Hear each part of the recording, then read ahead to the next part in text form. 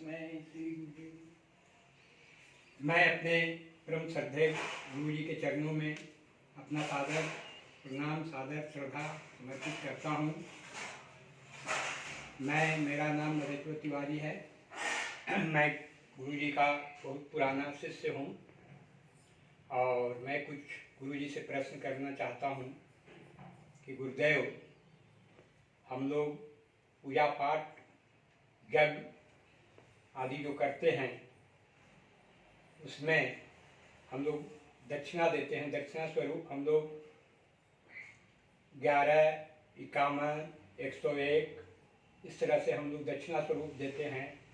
तो आखिर ये दक्षिणा जो शून्य अंक में नहीं हो करके विषम अंक में होता है, वो क्यों होता है? इसके लिए हम गुरु जी से आग्रह करेंगे कि इसके बारे में कुछ हमको जानकारी, ज्ञान, उपदेश दें। ओम श्री गुरुभ्यो नमः। ओम श्रीश्चते लक्ष्मी शपत्न्यां बहोरात्रे पारसवे नक्षत्राणि रूपवशिनौ व्यातां मा इष्णा निखाणां मुं मयि खाण सर्वलोकं मयि खाण। तिवारी जी, आपने बहुत अच्छा उत्तम प्रश्न किया है जन कल्याण के लिए। प्रायः देखा जाता है समाज में कि कोई भी हम शुभ कार्य करते हैं तो आचार्य, ब्राह्मण, गुरु, पुरोहित को या अपने और भी शुभ कार्यों में दक्षिणा वृद्धि करके देते हैं, शून्य नहीं देते हैं। तो पहला बात तो हम लोग इसलिए देते हैं कि शून्य का कोई वैल्यू नहीं है। जब हम शून्य के पहले जब अंक लगता है तब उसकी वृद्धि होती है। जैसे आपने देखा होगा कि शून्य शून्य का सब शून्य हो जाएगा, लेकिन जैसे ही आप वहाँ 1 लगाते हैं तो वो 10 बनता है, फिर 100 बनता है, फिर 1000 बनता है, फिर लाख करोड़ बनते जाता है। तो शून्य के पहले जो अंक होता है वो उसकी प्रधानता होती है, 1, 2, 3 इत्यादि।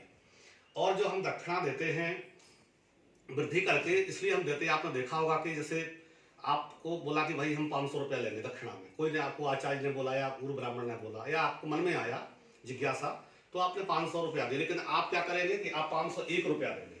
तो 500 रुपया तो दिया आपने उनका दक्षिणा या जो उनका मेहनताना है जो आपने समझा, लेकिन 1 रुपया आपने उनको दान किया अग्रिम कि हे भगवान, हे नारायण, हे जगत के पालनहार, हे ब्राह्मण देवता, हमने जो यज्ञ कराया इसकी दक्षिणा हमने ब्राह्मण को समर्पित की।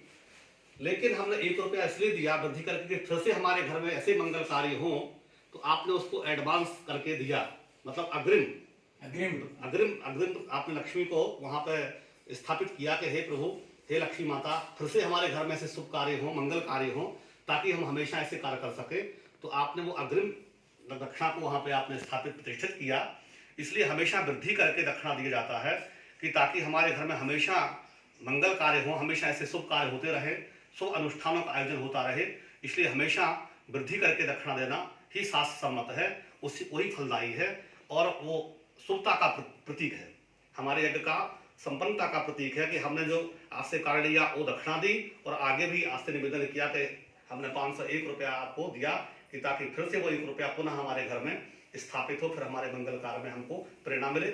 ऐसी भगवान से आपने प्रार्थना की। चूंकि यज्ञ पुरुष लक्ष्मी साक्षात यज्ञ की पत्नी है, भगवान की यज्ञ पुरुष की जो यज्ञ आप कराते हैं घर में, चाहे कथा हो, पूजा हो, कोई भी छोटा बड़ा कोई भी कार्य कराते हैं, वो यज्ञ भगवान कहलाते हैं।